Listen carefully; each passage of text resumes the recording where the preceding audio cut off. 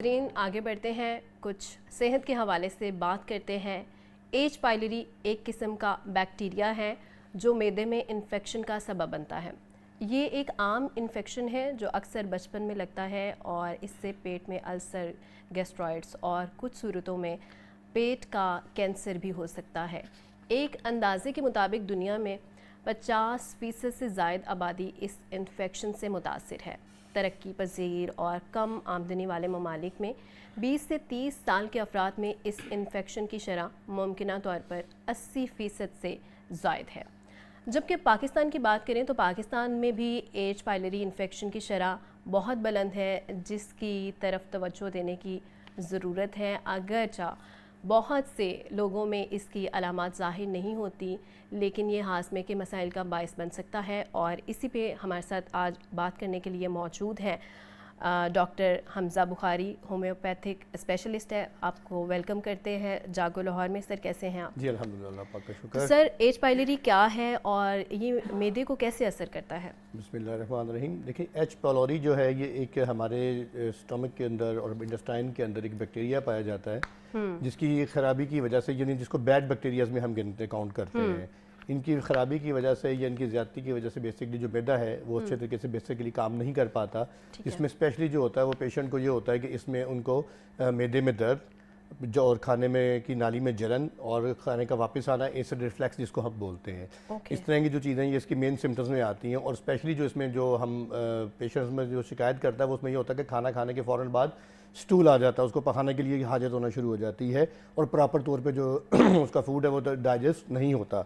ये basically H pylori की जो है ये पॉजिटिव ही जो है सिम्टम्स में आते हैं। और इसमें एक अच्छा बड़ा इसमें तो टेस्ट भी एक मौजूद है कि बाद लोग तो हम सिर्फ अलामात के ऊपर पेशेंट्स को देखते हैं कि इनकी अलामात की वजह से ये चीज़ें आ रही हैं, या इसका भी टेस्ट भी करवा लिया जाता है जिसमें LFT है या एंडोस्कोपी है या एच पाइलरी का एक टेस्ट किया जाता है स्टूल के थ्रू, तो उसमें भी ये चीज़ें डायग्नोज हो जाती हैं। अच्छा, एच पाइलरी का जो पेशेंट होता है बेसिकली इसमें जो एक सबसे ज़्यादा जो चीज़ कॉमन चीज़ डाली जाती है वो ये होती है कि इसमें बेचैनी बहुत ज़्यादा पाई जाती है। किसी भी किस्म की नींद का ना आना या मैदे में हर तरफ दर्द रहना और मुख्तलिफ़ किस्म की जो खट्टे डिकार आना और अपनी जो खुराक और सेहत को नहीं रहना, हर टाइम हल्का हल्का बुखार रहना।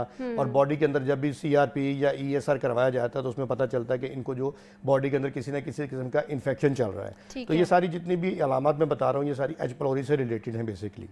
ओके तो डॉक्टर साहब इसका जो इलाज है वो होम्योपैथिकली मुमकिन है और कैसे होता है? देखें, कोई भी बीमारी जो है हम तो ये उसमें क्लेम करते हैं कि होम्योपैथिक सबसे बेहतरीन तरीका इलाज है। बनिस्बत इसके कि आप ये कहें कि कोई भी ऐसी आप एंटी इन्फ्लेमेशन या एंटी एसिड कोई मेडिकेशन ले रहे हैं जो कि सिर्फ ओनली 12 आवर्स के लिए काम कर रही हैं, ऐसा नहीं है। होम्योपैथिक की अद्वियात जो हैं ये अपनी अफादियत की वजह से आज पूरी दुनिया में मनाई जाती हैं और पूरी दुनिया इसको मानती भी, उससे जो है इसके ट्रीटमेंट भी लेती हैं बेसिकली। अब हमारे अल्सर जो एच पाइलरी है ये अल्सरेटिव कोलाइटिस है, इस तरह की मुख्तलिफ जो कैटेगरी हैं दमा की में है भी, आसमे बहुत सारा इससे रिलेटेड आ जाता है। क्योंकि जो रिसेंट जो स्टडीज़ की है अभी अमेरिका ने, उसमें यह बताया जाता है कि आपका जो 20% सिग्नल है दिमाग का वो आंत की तरफ जाता है और 80% जो आपके सिग्नल्स हैं वो आपकी बड़ी आंत से दिमाग की तरफ जाते हैं। और एक चीज़ याद रखिए, जिस पेशेंट का जितना भी गट हेल्थ ज़्यादा बेहतर होगी उसकी मेंटली और फिजिकली हेल्थ उतनी ज़्यादा बेहतर होगी। और बाद ज़्यादा ऐसे पेशेंट्स होते हैं कि जिनको आप इसमें आप काउंट नहीं कर सकते कि भाई इनको दिमागी तौर पर तो ऐसा कोई मसला नहीं है, लेकिन उनकी जब आंतों में मसला प्रॉब्लम आ रहा है जैसा अल्सरेटिव कोलाइटिस, ये भी एक इसकी एच पाइलरी की में ही इसमें चीज़ आ जाती है कि पेशेंट जब स्टूल पास कर रहा होता है तो उसमें उसको म्यूकस और इसमें मुख्तलिफ किस्म का रेशा या इस तरह की चीज़ें जो है वो आती हैं और उसमें पेन होती है। और जैसे ही कोई थोड़ी सी स्ट्रेस की बात आई या कोई चीज़ ऐसी सोची तो उसके फ़ौरन बाद जो है उसको पखाना आ जाता है, उसको खाने के फ़ौरन बाद। ये भी स्ट्रेस से बहुत ज़्यादा रिलेटेड इन चीज़ों को कर लेते हैं। और इसी के साथ जो है तेज़ाबियत, जिन लोगों को तेज़ाब बहुत ज़्यादा बनता है खाना खाने के बाद, बहुत ज़्यादा एसिड रिफ्लेक्स आ जाता है, ये भी इसमें आता है। अच्छा, अब जब हम इसके इलाज की तरफ आते हैं तो इलाज में बेसिकली पहले जो बेहतियाती तो ये आ जाती है ना कि हमारे यहाँ पर उस तरह से पानी का इंतज़ाम या पीने का पानी या कुकिंग ऑयल या बाज़ारी जो अदियात है उस तरह से हाइजेनिक है या नहीं है। आजकल तो वैसे हमारी जो गवर्नमेंट है, पंजाब गवर्नमेंट है, उसमें बहुत ज़्यादा एक्टिव इन चीज़ों के बारे में, हाइजेनिक और मिलावट माफिया का ख्याल है।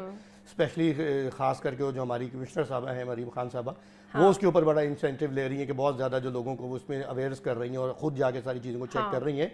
तो उससे भी हमारी हेल्थ के जो मामलात हैं वो बेहतर की तरफ जा सकते हैं और जा रहे हैं। اچھا اب اس میں جب ہم آتے ہیں اپنے ہومیوپیتھک ٹریٹمنٹ کی طرف تو اب دیکھیں ہومیوپیتھک بیسیکلی ہم سمٹمز کے مطابق چلتے ہیں. اب ایک پیشنٹ ہے کہ اس کو اگر اس میں کانسٹیپیشن رہ رہی ہے کنٹینیوسلی, اچھا اب اس میں کیا ہوگا کہ اس میں اس کی آنت میں یا تو ٹوسٹ آ جاتا ہے اور اس میں وہ جو سٹول پاس نہیں کر پاتا, ایون کہ وہ اس کو گیسز بھی جو وہ پاس نہیں ہو رہی ہوتی. اب اس میں ایلوپیتھک میں آپ دوسری طرف جائیں تو there have only one option کہ وہ سرجری کی طرف جاتے ہیں.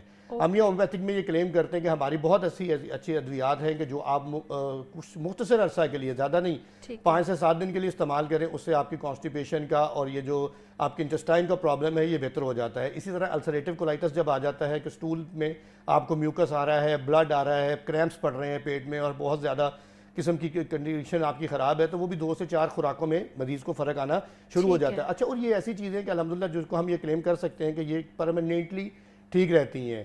اور اسی طرح جب ہم اس میں ایچ پیلوری کے لیے آتے ہیں تو ایچ پیلوری میں ہماری جو کچھ ادویات ایسی ہیں, جیسے میں ان کا نام لینا چاہوں گا, یہاں پر نکسومیکا ہماری بہت اچھی بڑی ایک دوائی ہے. اسی طرح ہماری مرکسول ایک دوائی بنتی ہے. اسی طرح کمبینیشن ہمارے مارکیٹ میں اویلیبل ہے کہ جو پیشنٹ ہے HR76 کے نام سے, یہ ہماری السریٹیو کولائٹس میں ایچ پیلوری میں بہترین کام کرتے ہیں. ڈاکٹر صاحب یہ ایچ پیلوری آپ کے جسم میں کیسے داخل کیسے ہوتا ہے؟ اچھا دیکھیں یہ میں نے بتایا نا کہ جیسے ہمارے خوراک میں ہیں آپ میں گڈ بیکٹیریاز بھی ہیں اور بیڈ بیکٹیریاز بھی ہیں. اچھا اس میں یہ چیز ہوتی ہے کہ بیسیکلی آپ کی جو لائف سٹائل, آپ جو کھانے کی چیزیں ہیں وہ اس طرح سے آپ کھا رہے ہیں کہ جس میں ہائیجینک نہیں ہے اور ان میں وہ ایسے بیکٹیریاز آپ کے اندر شامل ہو گئے ہیں اور آپ کی جو قوت مدافعت ہے وہ اس کو اس طرح سے ٹریٹ نہیں کر پا رہی. جب اس کو اس طرح سے اپنا قوت, آپ کا جو دفاعی نظام جب کمزور ہو جائے گا, آپ اس کو نہیں لڑ پائیں گے, تو ڈیفینیٹلی پھر وہ آپ کے اندر سے ہی ایسی چیزیں پرورش پاتی ہیں کہ جو اس کو خرابی کی طرف لے کے جاتی ہیں. تو اس میں پھر کیا کیا جاتا ہے, ادویات کا سہارا لیا جاتا ہے اور وہ ادویات جو ہوتی ہیں وہ اس کو ان کو کل کرتی ہیں ان بیکٹیریا کو, اور ہومیوپیتھک ادویات کے بغیر کسی سائیڈ افیکٹ کے. ٹھیک ہے ڈاکٹر صاحب, ایک کالر ہے ہمارے ساتھ, محمد خان افریدی نوشہرہ سے ہیں. السلام علیکم.